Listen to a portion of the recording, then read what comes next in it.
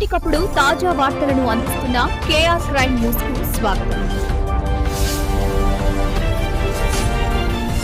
Welcome to KR crime news. Pakistani దళాలపై Baloch liberation army BLA జరిపినట్లు ఆరోపించిన మొదటి సముద్ర దాడి.